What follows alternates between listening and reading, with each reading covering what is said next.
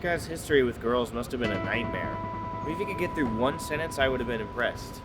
So the hostess asked this guy how many are in his party, and the poor guy must have tried to say the word one at least 20 times before finally giving up and saying just me.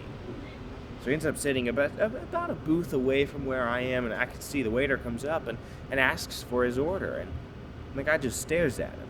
Doesn't say a word, just stares at him. So the waiter kind of leans in a little bit and says, well, can you just point to whatever you want? And the guy snaps. I mean, this guy with a royal stutter who can't say a word, he cracks. He picks up the fork and he stabs the waiter right in the leg. Stabs him right here.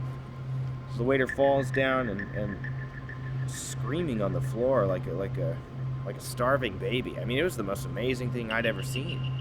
And then he gets down and he says, I want a hamburger and fries. Hold the mustard.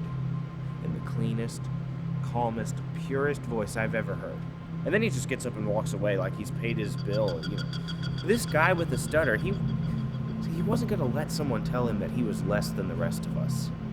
He showed the world that just because he wasn't the same doesn't mean that he wanted to be treated different. And I think there's something admirable about that. Sometimes it takes a fork in the leg to show the world that everyone's human.